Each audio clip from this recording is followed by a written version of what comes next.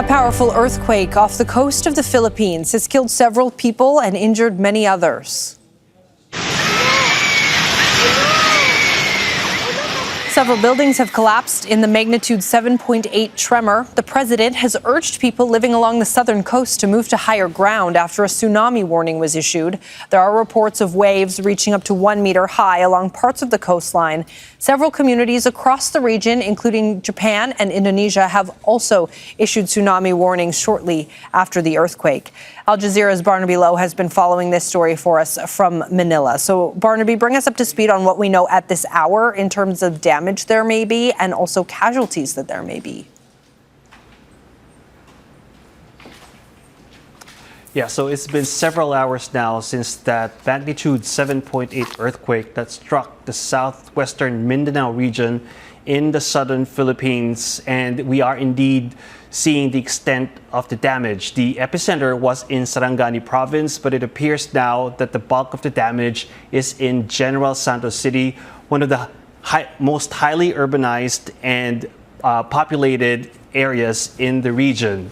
And the intensity that was felt there was at 7 out of a scale of 10. Intensity is the strength of the shaking that's felt at a certain location, while magnitude is the power of the earthquake at the origin. So 7 is a very strong tremor and very damaging, as we are seeing now. And one of the videos that first emerged on social media was that of a commercial building that was collapsing during the earthquake, and this building reportedly housed a fast food restaurant as well as a radio station. And we are assuming that because this fast food restaurant operated 24/7, that at least there were workers inside the restaurant, and indeed there are unconfirmed reports that people are trapped in the rubble of the building. We are also seeing photos of damaged churches, school buildings, houses, bridges, roads that have cracked, as well as a video of a shopping mall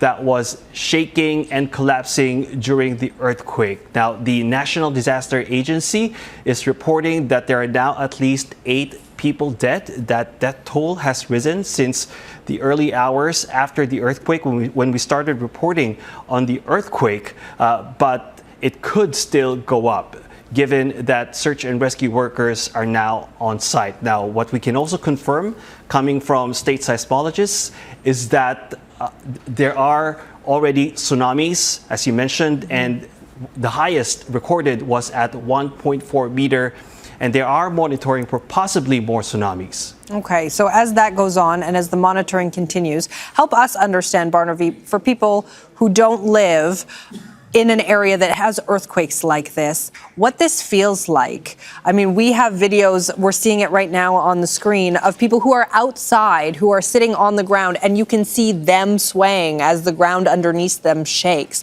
What is that like for people who are living there?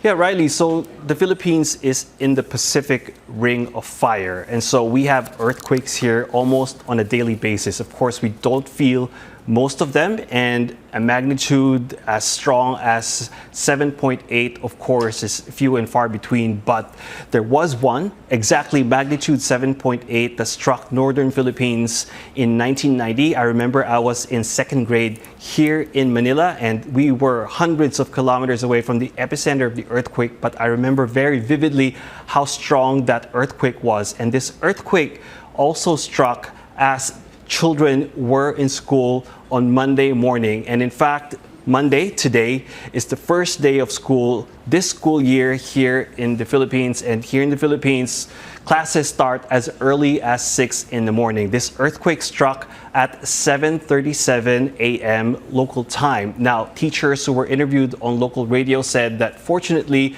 around 7:30 is when children are out of school buildings. They're on the school ground, but they're out of school buildings where there is a flag raising ceremony. And so fortunately, most of these school children were outside these school buildings, that some of which have reportedly been damaged or have partially collapsed. And if they were inside those school buildings, then it would have been more disastrous. Nevertheless, these teachers saying on local radio that even if they were outside, they really felt the strength of the earthquake, it wasn't a violent tremor, they said, but more like a swinging motion, like they're in a hammock and they're being shaken.